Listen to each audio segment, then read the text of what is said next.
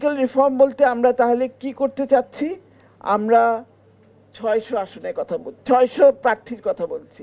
300 আসনই থাকবে, কিন্তু প্রত্যেক আসনে একটা সাধারণ আসন হবে যেখানে নারী বা পুরুষ যে কেউ প্রতিদ্বন্দ্বিতা করতে পারে। আর 300 আসনে 300 জন সংরক্ষিত আসনে নারী প্রতিনিধি থাকবে। তো এইটা শুনে অনেকে বলছে তাহলে তো নারীরা মেজরিটি হয়ে যাবে। তো আমরা 52 বছর পুরুষ আধিক্য এবং পুরুষ আধিপত্যের মধ্যে বাস করেছি। হলে হোক, নারীরা দেখাবে, বেটার বেটার গভর্নেন্স দেখাবে, আমি নিশ্চিত সেটা সম্পর্কে। আর যেটা মনে রাখা দরকার, সংসদে যে প্রতিনিধি যাচ্ছে সে কিন্তু আইন প্রণেতা।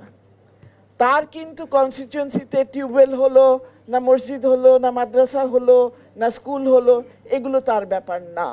সুতরাং তার পিছনে আমাকে বলা হলো যে খরচ বেড়ে যাবে, তাকে এত ব্লক গ্রান্ট দেওয়ার দরকার নেই। তার কাজ কিন্তু ঢাকায় সংসদ ভবনে।